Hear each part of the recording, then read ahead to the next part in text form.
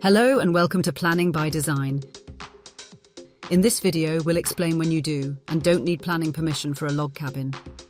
A log cabin can often be considered permitted development, meaning planning permission is not required. However, there are some important caveats, so stick around until the end of this video to avoid falling foul of the most common permitted development mistakes. Only houses have permitted development rights, but not all houses have permitted development rights.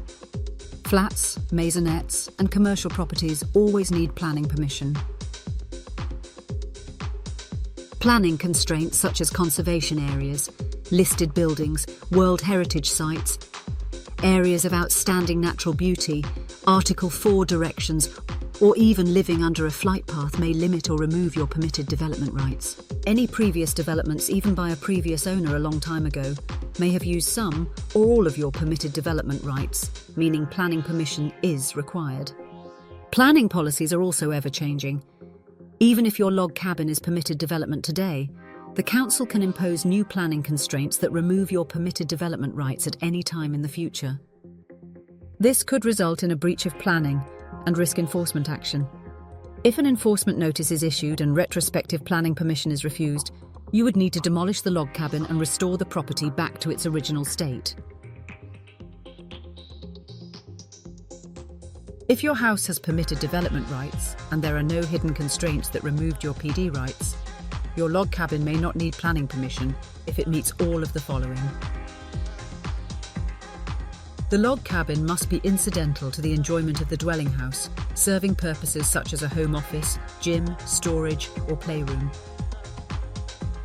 It cannot be used as self-contained accommodation or as a primary residence. The log cabin must be situated within the curtilage or land surrounding the house. If the log cabin is within 2 meters of the boundary, its maximum height must not exceed 2.5 meters. If the log cabin is more than 2 meters from the boundary, the maximum height is 4 meters for a pitched roof and 3 meters for a flat roof, with eaves not exceeding 2.5 meters.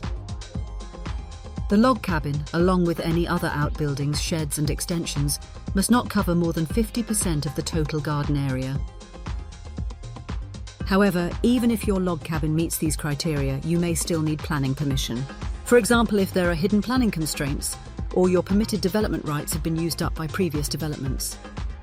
It is important to note that 20% of our planning applications are retrospective, and 99% of these were sure they didn't need planning permission but got it wrong. With this in mind, it's best to check with your local planning authority or a chartered town planner before commencing work to limit your risk and expense. To find out if you need planning permission, you have 2 options. The first option is to submit a pre-application to your council. This requires architectural drawings showing the property before and after the works, along with a detailed proposal explaining your plans and how they meet the relevant planning policies.